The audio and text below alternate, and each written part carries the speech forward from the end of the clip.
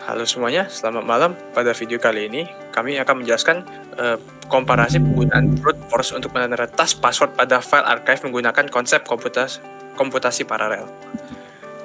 Anggota kelompok kami terdiri dari Jelvin, saya sendiri Adrian Chen, Hansen, Nelson Nicholas Koma, Nicholas Jeki, Diki Rianto, dan Lakitan Debala. Untuk latar belakang dari masalah yang kami ungkit ini, pertama-tama itu keamanan data atau data security di era teknologi ini sangat penting. Dan untuk data yang dalam bentuk arsip seperti zip dan RAR itu, meski sudah dilindungi dengan password itu masih bisa diretas juga. Kemudian kami menggunakan algoritma brute force untuk mencoba meretas password ini. Oke, rumus masalah. Bagaimana penerapan brute force untuk meretas password pada file zip menggunakan komputasi paralel? Untuk yang rumusan masalah kedua, bagaimana perbedaan efisiensi waktu peretasan password menggunakan no parallelism, multithreading, multiprocessing, dan async I/O? Untuk bagian solusi pendekatan akan dilanjutkan oleh teman saya, Jelvin. Oke, terima kasih Adrian Chen. Untuk solusi pendekatan pada tugas kali ini ya, kita akan melakukan 4. Jadi pemanfaatan secara sinkronus atau tidak pakai paralel. Kedua, kita akan menggunakan konsep multithreading. Lalu yang ketiga, kita akan menggunakan konsep multiprocessing, di mana kita akan membuat banyak proses ya. Yang terakhir, kita akan melakukan pemanfaatan async I/O, yang semuanya ini menggunakan bahasa penggunaan Python ya. Lalu next slide. Kita akan mulai sedikit dari perancangan dan cara kerja program.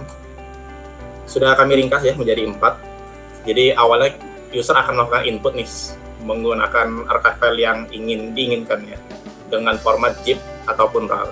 Lalu yang kedua, user akan memilih semua opsi pendekatan yang ada seperti sinkronus, multithreading, multiprocessing, dan lain sebagainya. Kemudian kemudian sistem akan memastikan apakah file archive tersebut memiliki password atau tidak. Kalau memang tidak memiliki archive, maka akan diberitahu kepada user.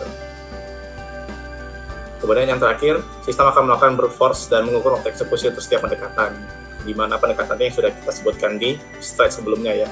Lalu untuk setiap pendekatan itu akan divisualisasikan dalam bentuk grafik batang. Kemudian kita akan masuk ke percobaan, di mana akan dijelaskan oleh Hansen. Nah, pada percobaan pertama itu kami menggunakan file zip dengan 2 huruf, yaitu huruf ME tanpa angka. Nah, pada percobaan ini hasil tercepat itu didapatkan oleh async I/O dengan 0,62 detik, disusul dengan tanpa komputasi paralel dengan 0,73 detik, kemudian multithreading dengan 1,26 detik, dan multiprocessing dengan 3,45 detik. Nah, pada percobaan kedua masih dengan file zip dengan 2 huruf, yaitu ON. Nah, masih sama, yang tercepat itu async I/O dengan 0,78 detik, disusul oleh tanpa komputasi paralel 0,84 detik, kemudian multithreading 1,26 detik, dan terakhir multiprocessing dengan 3,42 detik. Kemudian percobaan ketiga kami masih menggunakan file zip tanpa angka dengan 2 huruf, yaitu TE. Nah, pada percobaan ini kami mendapatkan yang tercepat itu async I/O dan tanpa komputasi paralel dengan 1,05 detik, disusul dengan multithreading dengan 1,7 detik, dan multiprocessing dengan 3,79 detik. Untuk percobaan keempat akan dilanjutkan oleh Nelson. Baik, terima kasih saudara Hansen. Untuk percobaan keempat kita pakai file zip. Kita kombinasikan 1 huruf dan 1 angka, di sini pakai V6 ya contohnya, dan lagi ya async I/O itu dia masih menjadi yang tercepat 1,19 detik ya.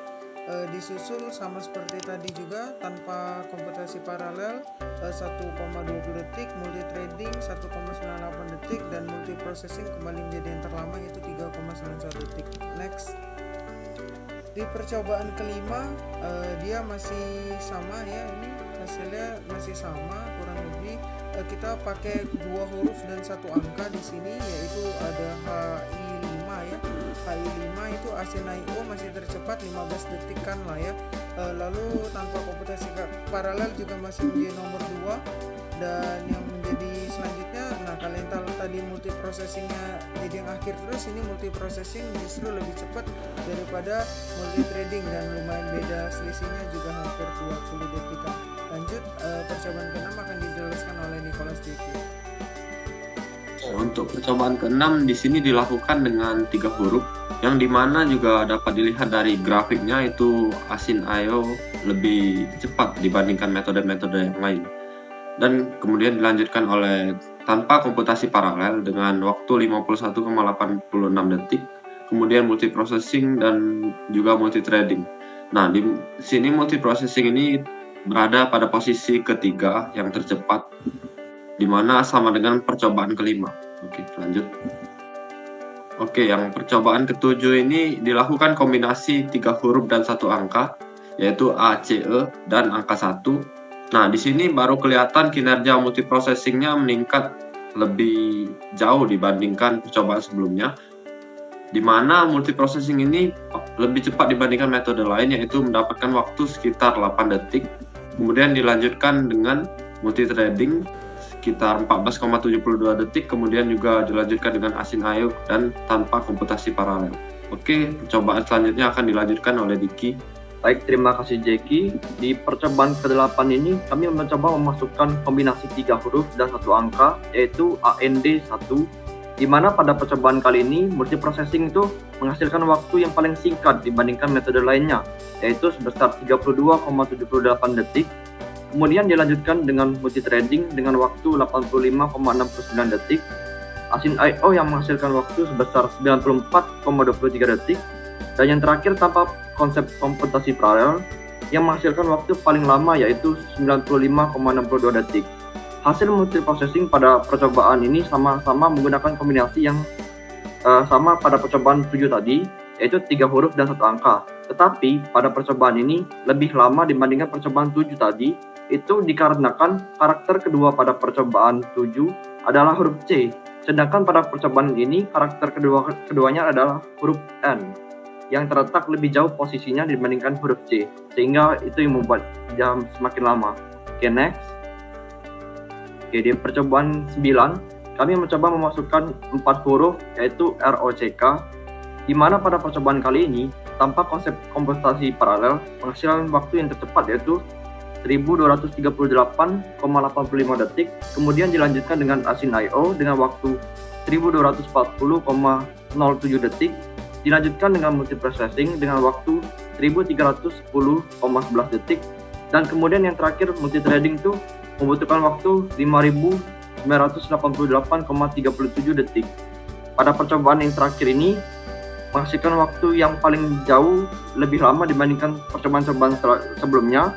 Itu dikarenakan kinerja multiprocessing juga menurun dari urutan pertama menjadi urutan ketiga, dan kemudian pada kasus input 4 huruf ini tanpa menggunakan komputasi paralel pun menghasilkan waktu yang paling cepat dibandingkan metode lainnya.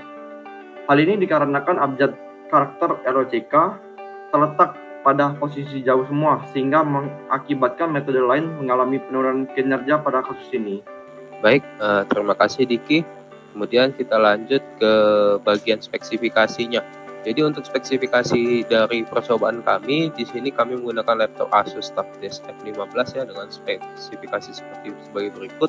Prosesornya itu ada di Core i7 Gen 11 dengan speed base-nya di 3 GHz dengan 8 core. Untuk memori RAM-nya itu ada di 16 GB. Oke, kemudian boleh next. Nah, di sini kita dapatkan kesimpulan dan sarannya. Untuk kesimpulannya di sini hasil menunjukkan bahwa komputasi paralel itu dapat meningkatkan efisiensi dari brute force dalam meretas password pada file archive. Nah, untuk file arsip yang diretas ini dengan metode brute force ini kita memproses sesuai dengan chunklength dari password yang telah ditentukan. Jadi misalkan dari hasil percobaan 1 sampai dengan 5 itu kita membuat 2 huruf dan 2 huruf dengan kombinasi 1 angka, itu didapatkan dari ASIN-IO lebih cepat untuk kinerja pemberantasannya. Nah, kemudian untuk di kinerja multiprocessing, di sini juga ditunjukkan untuk peningkatan pada kombinasi password 3 huruf dan 1 angka. Jadi, di mana passwordnya yang lebih kompleks. Namun ada beberapa kondisi memang dia tidak konsisten pada semua percobaan, seperti yang dijelaskan pada Diki tadi di percobaan ke-9 itu dengan password huruf rock itu mendapatkan nilai yang cukup nilai waktu yang cukup lama di 123,8 detikan. Nah, di sini dilihat tidak kekonsistenan dari semua percobaan tersebut. Jadi hal ini menunjukkan pentingnya untuk evaluasi kita terhadap memahami faktor-faktor yang mempengaruhi performa secara keseluruhan. Jadi saran kami di sini untuk optimasi dari algoritma yang diterapkan, salah satunya adalah dengan optimisasi cara melakukan chunking dari panjang password tersebut ke pendekatan komputasi paralelnya. Oke, boleh di next. Oke, sekian, terima kasih. Ini hasil dari kami dan kami ucapkan terima kasih.